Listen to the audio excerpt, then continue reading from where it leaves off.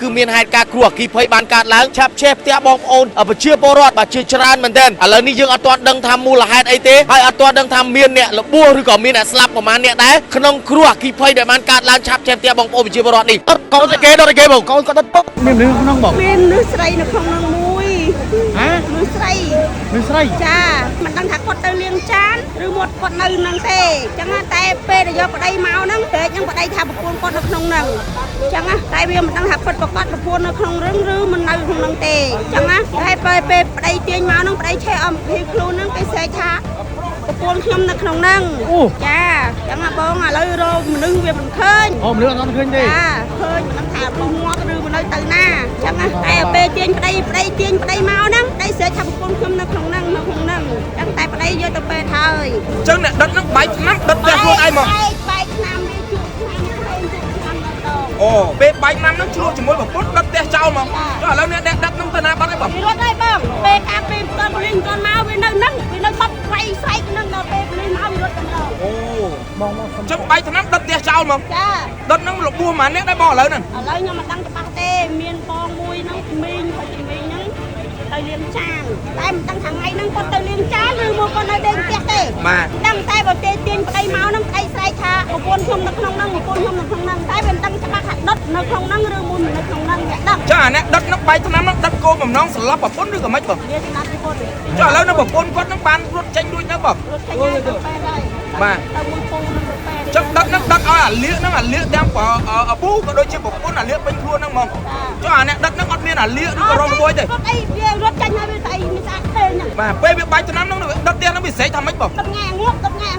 อัพไปมาตุเตสเนกชนต่อแล้วนี่กำลังสมาชิกในอาญาทอบังการหลุดที่เพย์โลกบานรอเคยสะสอบมวยเฮ้ยได้กำปงแต่แช่คลาวโรเรียในขนมเพลือพลุเพลิงแต่เมียนักที่เพย์ชาบชานี่แล้วนี่สะสอบขังเลยนี่เยอะมันตัวดังทาเชียสตรีหรือก็เชียบรอเตแช่สลับนั่นคือในขาขนมก่อนโน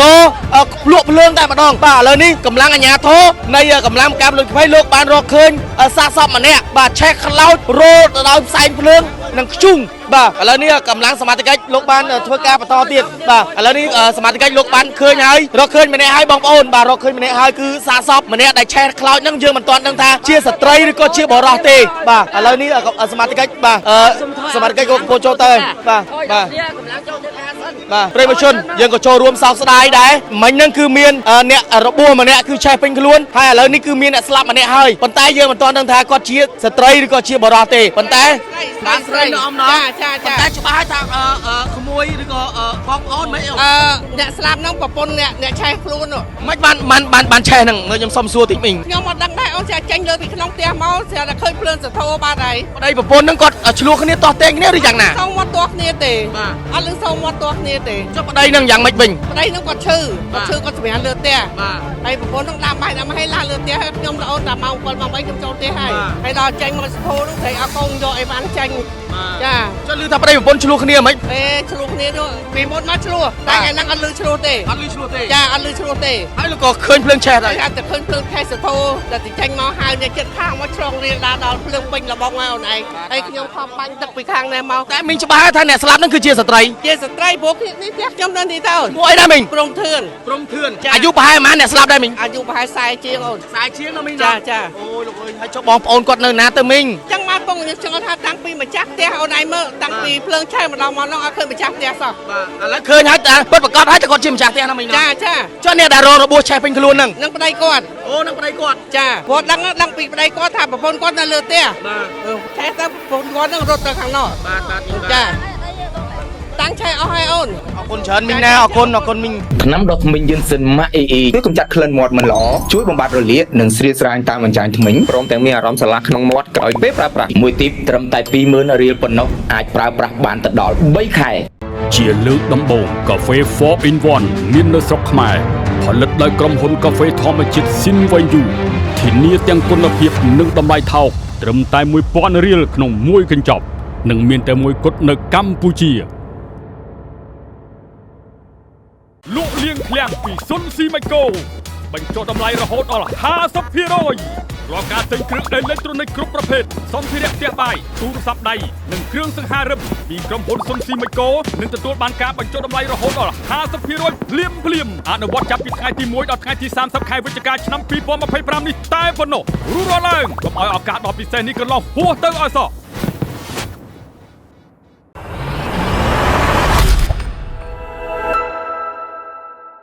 គ្រប់នឹងជំរាបសួរទៅដល់ប្រិយមិត្តទស្សនិកជនដែលនិយមនឹងតាមដានរាល់ការផ្សាយរបស់អង្គភាពវិទ្យុគណៈពេលនេះខ្ញុំបាទ Mr. K កំពុងតែមានវត្តមាននៅសង្កាត់រលួសបាខណ្ឌលង្កោរាជធានីភ្នំពេញនៅវេលាមកប្រមាណជាង 9 យប់ត្រូវនឹងថ្ងៃទី21ខែវិច្ឆិកាឆ្នាំ2025យើងនេះគឺមានហេតុការណ៍គ្រោះអគ្គីភ័យបានកើតឡើងឆាប់ឆេះផ្ទះបងប្អូនប្រជាពលរដ្ឋបាទជាច្រើនមែនទែនឥឡូវនេះយើងអត់ទាន់ដឹងថាមូលហេតុអីទេហើយអត់ទាន់ដឹងថាមានអ្នករបួសឬក៏មានអ្នកស្លាប់ប្រមាណអ្នកដែរក្នុងគ្រោះអគ្គីភ័យដែលបានកើតឡើងឆាប់ឆេះផ្ទះបងប្អូនប្រជាពលរដ្ឋនេះឥឡូវនេះទីតាំងខ្ញុំបញ្ជាក់ម្ដងទៀតបាទគឺនៅត្រង់ក្បែរច្រកចូលមន្ទីរជើងឯកតែម្ដងបាទគឺមានអគ្គីភ័យឆាប់ឆេះឥឡូវនេះសមត្ថកិច្ចបង្ការពលរដ្ឋអគ្គីភ័យគឺមករយន្តជាច្រើនគ្រឿងមែនទែនដើម្បីធ្វើការអន្តរាគមន៍និងធ្វើការគ្រប់គ្រងស្ថានភាពឥឡូវនេះអគ្គីភ័យនេះនៅតែមិនទាន់គ្រប់គ្រងបានទេគ្រោះអគ្គីភ័យនេះគឺឆាប់ឆេះខ្លាំងមែនទែនបាទប្រជាជនឥឡូវឆេះខ្លាំងណាស់បងប្អូនអើយបាទអត់ដឹងថាប្រហែលខ្នងទេផ្ទះបាទសិតតែផ្ទះឈើប្រហែលខ្នងបងប្រហែលខ្នងផ្ទះនេះហើយ 4-5 ខ្នងហ៎បងសិតតែផ្ទះឈើបងផ្ទះឈើសុទ្ធមានអ្នករបួសហ្នឹងបងឮថាមានអ្នករបួសហ៎អត់ទាន់ដឹងដែរបងអត់ទាន់ដឹងដែរចាំមើលគេមើលសិនបងបាទគេមើលសិនណាបងបាទប្រជាជនឥឡូវនេះសមាជិកលោកកំពុងអន្តរាគមន៍ហើយក្នុងគ្រោះបាទក្នុងគ្រោះអគ្គីភ័យនេះគឺ 4-5 ខ្នងគឺឆេះខ្ទេចអស់ហ្មងបាទគឺនៅសល់តែបកគោលទេហើយមើលស្ថានភាពគឺឆេះបាទអូបាទផ្ទុះទៀតទូហ្គាបងឯងអូទូហ្គាណាបងណោះនៅអានេះមើលទៅបាញ់អានេះបាទប្រិយជនឥឡូវនេះមើលទស្សនភាពបងប្អូនបាទទស្សនភាពនៃការឆាបឆេះផ្ទះបងប្អូនប្រជាពលរដ្ឋគឺជាច្រើនខ្នងមែនទែនហើយយើងអត់ទាន់ដឹងថាមានអ្នកស្លាប់ឬក៏មានអ្នករបួសទេឥឡូវនេះគឺកម្លាំងជំនាញដឹកនាំដោយលោកពូព្រំយោតដែលជាប្រធានការិយាល័យបង្ការពលរដ្ឋអគ្គីភ័យនៃស្នងការនគរបាលរាជភ្នំពេញលោកបានចុះមកដល់ទីតាំងចំណុចកាត់ហេតុកំពុងតែបញ្ជាកម្លាំងរបស់គាត់ដើម្បីធ្វើការគ្រប់គ្រងនៃស្ថានភាពនៃការឆាបឆេះផ្ទះបងប្អូនប្រជាពលរដ្ឋនៅម្ដុំជើងឯកនេះតែម្ដងបាទក្នុងសង្កាត់ជើងឯកខណ្ឌដង្កោបាទបងប្អូនបាទទីទៀតយើងនឹងសាកសួរទៅខាងមន្ត្រីជំនាញបង្ការពលរដ្ឋអគ្គីភ័យគឺលោកព្រំយោតផ្ទាល់តែម្ដងដែលលោកតែងតែធ្វើការបង្ក្រាបនិងធ្វើការពន្លត់នៅគ្រោះអគ្គីភ័យដែលបានកើតឡើងនេះទីទៀតយើងនឹងសាកសួរគាត់តើមូលហេតុអីតើមានអ្នករបួសប្រមាណអ្នកតើមានអ្នកស្លាប់ប្រមាណអ្នកនៅទីតាំងចំណុចកាត់ហេតុនេះឥឡូវនេះសមាជិកលោកកំពុងតែអន្តរាគមន៍យើងមិនទាន់អាចសាកសួរនាំភ្លាមៗមកទេបាទកង់របស់យកមកកទាំងអស់ហ្នឹងកន្លែងហ្នឹងបងបាទផ្ទះគាត់បាទវាសបកឆេះពីដំបូងឆេះពីផ្ទះណាមកបងខ្ញុំមិនដឹងគាត់ថាផ្ទះហ្នឹងយ៉ាមានពីងនេះពីដុតយ៉ាមានពីងហ្នឹងកូនតែគេដុតគេបងកូនគាត់ដុតពូមេភូមិបងគាត់មេភូមិបាទពូមេភូមិពូខ្ញុំសុំសួរតិចមើលពូក្នុងផ្ទះហ្នឹងប្រហែលខ្នងដែរនៃការឆាបឆេះផ្ទះហ្នឹងពូឆេះអស់8ខ្នង8ខ្នងបាទផ្ទះមូលហេតុអីមានដឹងទេលពូមានដឹងទេមូលហេតុវាមានបញ្ហាតែនិយាយកើតអត់តន់កើតចាំស្អែកស្រាវជ្រាវឥឡូវនេះពូក្នុងនាមពូជាមេភូមិលពូមានអីអំពាវនាវទៅបងប្រជាពលរដ្ឋដែលគាត់ចូលចិត្តតែដុតភ្លើងឬក៏អុជធូបអុជទៀនខ្វះការប្រុងប្រយ័ត្នមានអីអំពាវនាវទៅពូគាត់អត់ពូយើងបានពាវនាវប្រាប់គាត់រួចហើយពូកន្លែងនេះអាឆេះងុំជាងគេនេះគឺគាត់ស្តុបអេតកាយជាពិសេសកង់ឡានកង់ម៉ូតូហើយផ្ទះដែលផ្ដើមឆេះជាងគេមុនគេគឺអាផ្ទះមួយជាប់នឹងឯងមូលហេតុអីលពូមានដឹងទេលពូមូលហេតុខ្ញុំអត់ទាន់និយាយបានព្រោះស្អែកខ្ញុំហៅគាត់ទៅដោះស្រាយវិញខ្ញុំបាទខ្ញុំបាទឥឡូវចេះរឿងនឹងអត់ទាន់និយាយបានទាំងអស់សូមជម្រាបបងប្អូនណាព្រោះទុកឲ្យខ្ញុំធ្វើការឲ្យយប់នេះប្រជាពលរដ្ឋឆេះផ្ទះមិនខ្ញុំឲ្យទៅដេកនៅផ្ទះខ្ញុំបាទខ្ញុំប្រាប់ព្រោះផ្ទះខ្ញុំមានអញ្ចឹងអ្នកដែលឆេះទាំងអស់គឺត្រូវសម្រាកនៅផ្ទះលពូមេភូមិទាំងអស់បាទតែដល់ឡៃ8ខ្នងហ្នឹងដើមហេតុគឺចេញពីផ្ទះទី4មកនេះចេញផ្ទះមួយនេះមិនផ្ទះទី4ផ្ទះឈ្មោះវីលពូទំហំ8ផ្ទះហ្នឹងគឺឆេះអស់ហើយតើមានអ្នករបួសឬក៏មានអ្នកស្លាប់ទេពូរបួសនិងស្លាប់មានចាស់ជរាដែរយកចេញអស់អត់អីទេដោយសារអំណោយផលកន្លែងនេះគឺយកចេញអស់បាទយកចេញអស់ហើយមានអ្នករបួសទេពូមិនអត់មានទេអត់មានទេបាទអរគុណពូលោកអរគុណវាអាចគាត់ចូលយកអីវ៉ាន់អញ្ចឹងតិចតួចនឹងមានបាទតែឲ្យរបួសជាធ្ងន់ធ្ងរអត់មានទេបាទអរគុណលពូអរគុណបាទនេះកាងលពូមេភូមិជើងឯពូរលួសបាទសង្កាត់រលួសបាទពូមេភូមិបាទភូមិរលួសបាទសង្កាត់ជើងឯខណ្ឌដង្កោឥឡូវនេះយើងឃើញវត្តមានលោកព្រំយោតដែលជាមន្ត្រីជំនាញបាទណែបងប្អូនបាទម៉ូតូវិញគឺឆាបឆេះខ្ទេចអស់ហើយយើងអត់ទាន់ដឹងប៉ានស្មានថាមានអ្នករបួសឬក៏មានអ្នកស្លាប់ទេបាទសង្កាត់ភូមិរលួសបាទសង្កាត់ជើងឯកខណ្ឌដង្កោបងប្អូនបាទឥឡូវនេះអូលីកង់លីអីទៅឥឡូវនេះសមាជិកមន្ត្រីជំនាញលោកកំពុងតែធ្វើការបាទដើម្បីទាញផ្ទះបាទ8ខ្នងបងប្អូនបាទឆេះខ្លាំងណាស់8ខ្នងនេះគឺអស់ហើយបាទគឺផ្ទះឈើទាំងអស់បងប្អូនបាទ បងនឹងស្រីបងចេញមួយបាត់ហើយនឹងស្រីបងអើយបង như nào sấy con បងនឹងមែនបងនឹងថាគេខ្សែបងមកជួងធឿន à lấy tên nào bà đấy នៅក្នុងនឹងបងនៅក្នុងនឹងបងគាត់បាត់ហើយនៅក្នុងនឹង lương nâng ចាគាត់បាត់ហើយបងចេញទៅពួកចេញប្តីនៅប្រពន្ធ mấy bạn tên nơi không lương nâng គាត់ឯងនៅក្នុងនឹងគាត់អកឡើងគាត់បងខ្ញុំគាត់ប្រហែលធឿនបងនៅក្នុងផ្ទះនឹងបង ហើយនៅក្នុងហ្នឹងមែន ចាគាត់ហើយ toàn tới ấy công an gì អត់ទេនៅក្នុងនឹងអញចេញបាត់ហើយបងអញចេញចាប់ និយាយ ទៅហើយ ចង់និយាយចេះចង់និយាយពេលនេះប្តីវានេះ អញចេញហើយចេញនៅប្រពន្ធនៅក្នុងនឹង ឃើញប្តីឯកូននេះបកបញ្ហា toàn tới ấy toàn công an អត់ តែ ទេ ពេលនឹងរត់ទៅតាមិន អត់ឃើញឃើញនៅក្នុងនឹងបងរត់ទៅស្អីទេ ឥឡូវចាំមើលញ៉ាំ ចា សិន chẳng mà đây là bà đây là không bà đây rồi tranh អ hơi ត់ចេញហើយនៅប្រព tại ន្ធ con được không ចា nâng អត់ឃើញគេបងខ្ញុំ à du man bỏng ថាចេញខ្សែជាងហើយបង គាត់នេះកុំអាឡៃកុំអាច្បាស់ អត់ទេអត់ឃើញគេបងអត់ឃើញគេ ឃើញពេលនេះរត់ទៅខ្ញុំនោះអានេះនោះអានេះរត់យ៉ាងនេះឡោហៅខាងមុខនឹងរឿយរត់ចាញ់មិនរួចវាមានត្រូវថាអត់រត់ចាញ់រួចទេពេលអ្នកដើមចំនួនគឺគ្រួសារនឹងឯង lúa cái này mà đập tè mấy rồi mày bù អានឹងវាជាប់ពាក់ព័ន្ធមួយឆ្ងាយខ្ញុំអត់តនិយាយបានទេចាំខ្ញុំស្អែកខ្ញុំស្អែកជិះដល់ស្អែក ý tờ bố đam hai tờ nào đam tô lúa cái này mà đập tè rồi គេ mày បងចៃកណ្ហាបងសំដេចខាងហ្នឹងចាដឹងថាណាដឹង đừng ទេ ta lúa cái này tê ចាដឹងទេ nè មកដឹងទេបងចៃកណ្ហាបងនៅក្នុងហ្នឹងបងធឿនហ្នឹងចាញ់អីគាត់ហើយនៅប្រពន្ធនៅក្នុងហ្នឹង ai đất này công an gì vậy ចាបងបងខ្ញុំឃើញផង តែអានឹងឈ្មោះព្រំវីមានកូនឈ្មោះសៅចិនសៅចិត្តហ្នឹងមកថ្ងៃហ្នឹងមកហើយគឺមានបញ្ហាថ្ងៃហ្នឹងហ្មងនេះ mà khổ xa miền bà man nè bù គ្រួសារហ្នឹងបើយើងនិយាយទៅកូនប្រុស2ឪពុកម្ដាយទាំងអស់4តែមានកូនភាសាមកប៉ុន្តែតែការមកលេងមិនដឹងមកប្រហែលអ្នកទេព្រោះយត់ដឹងប៉ុន្តែអ្នកដែលបកកបញ្ហាគឺនៅក្នុងផ្ទះហ្នឹងឯងព្រំវីហ្នឹងឯង chẳng mà đây ta bê miền chủng lúa nâng cứ lúa cái này hai bạn miền rương bát chè nó តែចឹងបានថារឿងនេះខ្ញុំអត់ទាន់និយាយបានទេចាំស្អែក ឲ្យសមន្ត្រីជំនាញលោកធ្វើការ បាទខ្ញុំដោះស្រាយជាមួយនឹងថ្នាក់លើយ៉ាងម៉េចស្អែកបានយើងដឹងរឿងពិតប្រាកដ បាទ បើថាថ្ងៃនេះកុំអាលហើយកុំអាលនេះហើយអ្នកមិញហ្នឹងកុំអាលគាត់នេះព្រោះគាត់និយាយចំទៅគាត់លក្ខណៈមិនគ្រប់ដែរទេកុំអាលយក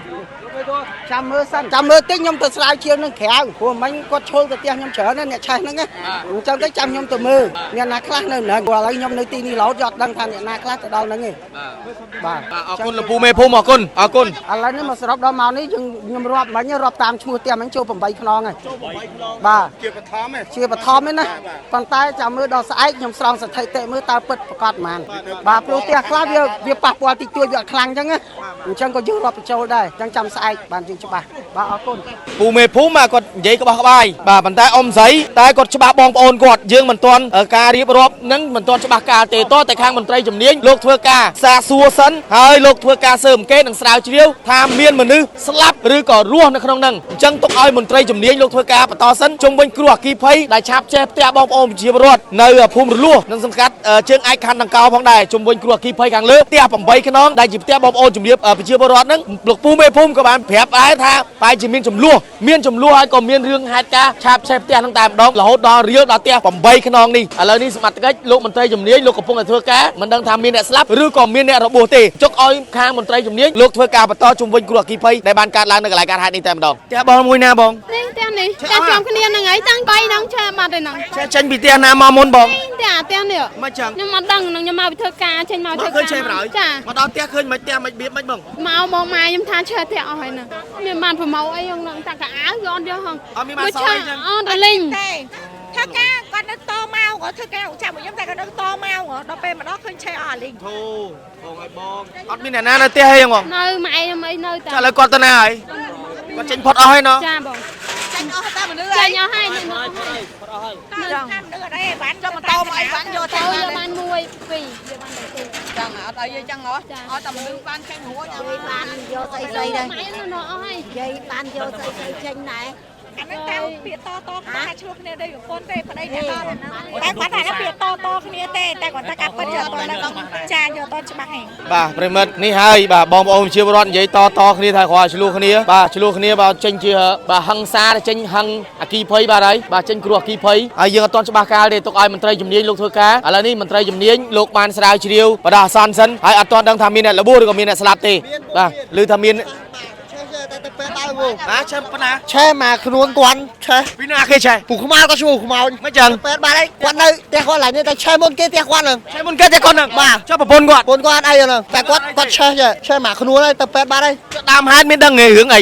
មកអត់ទាន់ដែរហ្នឹង មកអត់ឆេហ៎ បាទឆេអស់2ផ្ទះ3ផ្ទះបាទអីហ្នឹង អញ្ចឹងប្រពន្ធគាត់ចេញរួចអស់ហើយ បាទរួចតែគាត់ដើរឆេមករៀងខ្លួនគាត់ហើយទៅពេទ្យបាទ ខ្លួនមក បាទឆេមកមើលណា អរគុណច្រើនបងអរគុណ នឹងម៉ែក៏នៅនឹងដែរហើយពូវានឹងទាញចេញមកហើយប៉ុន្តែពូនឹងស្អែកថាប្រពន្ធគាត់នៅក្នុងហ្នឹង អញ្ចឹងអ្នកដិតនឹងបែកឆ្នាំដិតផ្ទះខ្លួនឯងមក បែកឆ្នាំវាជក់ឆ្នាំផ្សេងជក់ឆ្នាំដល់ដង អូពេលបែកឆ្នាំហ្នឹងឆ្លោះជាមួយប្រពន្ធដិតផ្ទះចោលមកចុះឥឡូវអ្នកដិតហ្នឹងទៅណាបាត់ហើយបង វារត់ហើយបងពេលកាពេលតន់លីងតន់មកវានៅហ្នឹងវានៅបត់វាយស្អែកហ្នឹងដល់ពេលលីងមកវារត់តែម្ដង អូអញ្ចឹងបែកឆ្នាំដិតផ្ទះចោលមក ចា ដិតហ្នឹងរបួសម៉ានអ្នកដែរបងឥឡូវហ្នឹង ឥឡូវខ្ញុំមិនដឹងច្បាស់ទេមានបងមួយហ្នឹងមីងហើយជំមីងហ្នឹងទៅលាងចានតែមិនដឹងថាថ្ងៃហ្នឹងគាត់ទៅលាងចានឬមកគាត់នៅដេកផ្ទះទេដឹងតែបើទេទាញប្តីមកហ្នឹងប្តីស្រែកថាប្រពន្ធខ្ញុំនៅក្នុងហ្នឹងប្រពន្ធខ្ញុំនៅក្នុងហ្នឹងតែវាមិនដឹងច្បាស់ថាដុតនៅក្នុងហ្នឹងឬមួយមិននៅក្នុងហ្នឹងវាដឹង ចាអ្នកដិតនឹងបែកឆ្នាំហ្នឹងដិតគោបំណងស្លាប់ប្រពន្ធឬក៏មិនបង វាចំណាត់ប្រពន្ធ ចុះឥឡូវនៅប្រពន្ធគាត់នឹងបានរត់ចេញរួចទៅបង រត់ចេញហើយទៅពេទ្យហើយ បាទ ទៅមួយពូនឹងទៅពេទ្យ ចឹងដិតនឹងដិតឲ្យអាលៀកហ្នឹងអាលៀកទាំងឪពូក៏ដូចជាប្រពន្ធអាលៀកពេញខ្លួនហ្នឹងហ្មងចុះអាអ្នកដិតហ្នឹងអត់មានអាលៀកឬក៏រងរបួសទេ រត់អីវារត់ចេញហើយវាស្អីមានស្អាតទេហ្នឹង បាទពេលវាបែកឆ្នាំហ្នឹងដិតផ្ទះហ្នឹងវាស្រែកថាម៉េចបង ទឹកងាងាប់ទឹកងាងាប់ងាប់អស់និយាយចឹងអាហ្នឹងឈ្មោះចិត្ត អូជក់ឆ្នាំប្រហែលឆ្នាំហើយបង អូយវាជួតាមផ្សេងហ្នឹងបងខ្ញុំចាំឥឡូវឯងជួតាមផ្សេងមកម៉េច ឲ្យតែជក់បែកមានបំណងចង់ដិតអ្នកផ្ទះសម្រាប់ចោលចឹងហ្មង ពីមុនវាមានប្រពន្ធវាទៅនៅណាឆ្ងាយបាត់ហើយតែដល់ពេលឥឡូវហ្នឹងវាមានប្រពន្ធវាមករយៈពេល3ថ្ងៃហ្នឹងទេមកវាឆ្លុះគ្នា បាទ ព្រោះវាប្រពន្ធវាឆ្លុះមួយម្ដាយ ឆ្លោះរឿងអីដែរបង មិនដឹងរឿងអីទេបងប្រហែលជាខ្ញុំតាមស្ដាប់មើលជារឿងប្រចាំ បាទដល់ពេលឆ្លោះដិតផ្ទះចោលហ្មង ហ្នឹងហើយខ្ញុំដឹងប៉ុណ្ណឹងណាបងណា បាទ ឥឡូវបងភ្លើងឆេះឲ្យធ្វើម៉េចនោះ បាទឥឡូវហ្នឹង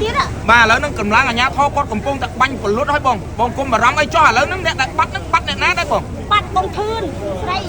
អាយុប្រហែលប៉ុន្មានដែរបង គាត់អាយុប្រហែលជា50បង អ្នកផ្ទះនៅក្នុងផ្ទះដែលអ្នកបែកឆ្នាំដិតហ្នឹងដិតហ្នឹងមានមនុស្សប៉ុន្មានអ្នកបង បងនោះប្តីប្រពន្ធគាត់ប្តីប្រពន្ធ4វាទី6នាក់ អូចឹងឥឡូវហ្នឹងរត់រួចអស់5នាក់នៅសល់តែបាត់តែម្នាក់ទេ ចា បាត់នឹងស្រីប្រុសបង បាត់ស្រីបាត់នោះស្រីបាត់នេះអ្នកបាត់នោះស្រីតែមិនដឹងថាវាខេមក្នុងហ្នឹងឬអត់វាដឹងទេបង បាទ មិនដឹងទេតែរដងនោះគាត់ទៅលាងចានមកមាន10ជុកអីអត់មក អាអ្នកដិតហ្នឹងឈ្មោះអីដែរបងដែលបែកឆ្នាំហ្នឹង អាចិត បើមានអីនិយាយទៅកាន់អាចិត្តដែលកំពុងតែបែកឆ្នាំឲ្យរត់គេចខ្លួនដិតផ្ទះខ្លួនឯងហ្នឹងឯង ខ្ញុំចង់និយាយថាបងវាមកសូមឲ្យបាត់ទោសវាដោយ លើយ៉ាងហ្នឹង វាដោយថាធ្វើមិនម្ចាស់ប្រជាពលរដ្ឋអស់ហើយសូមបញ្ញាធរឬប្រធានមូលដ្ឋានទាំងអស់ដាក់ទោសវាឲ្យវាតាមដែលវាធ្វើមិនធ្វើចឹងណាបងណាកុំឲ្យវារត់ខ្លួនអត់សោះ មកវាដិតផ្ទះទៀត កុំឲ្យវាដុតទៀតបង បាទ ខ្ញុំចង់ស្នងពរឲ្យអាជ្ញាធរទាំងអស់ជួយមើលផ្ទះគាត់អស់ប្រហែលខងហើយបងឯងឃើញទេ គ្រប់ជំរាបសួរបងព្រំយតបងប្រធានការិយាល័យបង្ការលុតគីភ័យបងមកទល់ពេលនេះបងគ្រប់គ្រងបានប្រហែលភាគរយហើយបង បាន80 90%ហ្នឹងហើយ មានអ្នករបួសមានអ្នកស្លាប់ទេបង ក៏ធំរបួសមួយយកទៅមន្ទីរពេទ្យហើយបាទបាទ ឥឡូវនេះយើងអត់ទាន់ដឹងថាមានអ្នកស្លាប់ទេណាបង អត់តន់ហ្នឹងអត់តន់ហ្នឹងអត់តន់ហ្នឹងហើយ យើងអត់ទាន់ដឹងថាចេះតែប្រហែលខ្នងទេបង អត់តន់ហ្នឹងហើយពងប្របាត់ការទីអូនបាទ ឡានទឹកយើងមកប្រហែលគ្រឿងបង បឋម10គ្រឿងជាង10គ្រឿងជាងបាទបាទបាទបាទ ឥឡូវប្រហែលយើងនៅសល់ប្រហែលភាគរយទៀតដើម្បីយើងធ្វើការគ្រប់គ្រងបង ប្រហែលជា10%ទៀតអូន បាទបងដោយក្រីគ្រប់បងដោយក្រីគ្រប់បាទនេះការបញ្ជាក់ពីប្រធានការិយាល័យបង្ការលុតគីភ័យលោកព្រំយតដែលគាត់បានរាយការណ៍មកគាត់ប្រាប់ថាអាគីភ័យនេះគឺផ្ទះ8ខ្នងត្រូវបានចាប់ឆេះអស់ហើយឥឡូវនេះគឺមានអ្នករបួសម្នាក់បើតាមមន្ត្រីជំនាញលោកធ្វើការគាត់ប្រាប់ថាមានអ្នករបួសម្នាក់ត្រូវបានបញ្ជូនទៅមន្ទីរពេទ្យក្រោយពីទទួលបានដំណឹងនេះភ្លាមបាទគឺគាត់អន្តរាគមន៍ភ្លាមគ្រោះគីភ័យនេះគឺសមាជិកលោកប្រាប់ថា80%ហើយគាត់គ្រប់គ្រងបានឥឡូវនេះទុកឲ្យខាងជំនាញលោកពលុតលោថាដល់100%ក្នុងការស្រាវជ្រាវលោកកំពុងតែស្រាវជ្រាវថាបើសិនជាមានអ្នកស្លាប់លោកនឹងធ្វើរបាយការណ៍ឡើងទៅលើបន្តទៀតជុំវិញគ្រោះគីភ័យខាងលើនេះទុកឲ្យខាងសមាជិកជំនាញលោកធ្វើការបន្តទៀតអរគុណប្រិយមិត្តទូទាំងសេរីជនគ្រោះអគ្គីភ័យបានកើតឡើងនេះបើតាមការបញ្ជាក់ពីបងប្អូនប្រជាពលរដ្ឋថាមានប្តីប្រពន្ធ2នាក់មិនដឹងថាជាមានបញ្ហាអីជាមួយគ្នាទេហើយក៏មានការឆាបឆេះផ្ទះរហូតដល់8ខ្នងដែលនៅផ្ទះនេះគឺជាប់គ្នាសុទ្ធតែជាផ្ទះឈើដែលនៅក្នុងសង្កាត់ជើងឯកបាទខណ្ឌដង្កោផងដែរបាទគឺឥឡូវនេះផ្ទះ8ខ្នងនេះត្រូវបានអគ្គីភ័យលេបត្របាក់បាទអស់ទាំងស្រុងតែម្ដងហើយមិញនេះបាទយើងការសាកសួរទៅខាងមន្ត្រីជំនាញគឺលោកពូព្រំយតដែលជានាយការិយាល័យ បង្ការពលគីភ័យនៃស្នងការនគរបាលរាជភ្នំពេញលោកបានបញ្ជាក់ច្បាស់ៗថាមានអ្នកលបួសមួយក្រោយពីគ្រោះអគ្គីភ័យបានកើតឡើងត្រូវបានបញ្ជូនទៅទីពេទ្យឥឡូវនេះលោកកំពុងតែអន្តរាគមន៍និងធ្វើការគ្រប់គ្រងស្ថានភាពនៃការឆាបឆេះផ្ទះបងប្អូនប្រជាពលរដ្ឋទាំង8ខ្នងនេះគឺគ្រប់គ្រងរហូតដល់ 100% ហើយចំណែកឯរថយន្តបង្ការពលអគ្គីភ័យបាទគឺមកជាច្រើនគ្រឿងដើម្បីធ្វើការទប់ស្កាត់កុំឲ្យអគ្គីភ័យនេះរីករាលដាលបន្តទៀតឥឡូវនេះទុកតួនាទីនេះឲ្យលោកព្រំយត់ដែលជាមន្ត្រីជំនាញបង្ការលោកពលអគ្គីភ័យលោកធ្វើការបន្តនិងធ្វើការស្រាវជ្រាវជុំវិញគ្រោះអគ្គីភ័យដែលបានកើតឡើងឆាបឆេះផ្ទះបងប្អូនប្រជាពលរដ្ឋដែលនៅក្នុងសង្កាត់ជើងឯកខណ្ឌនគរផងដែរ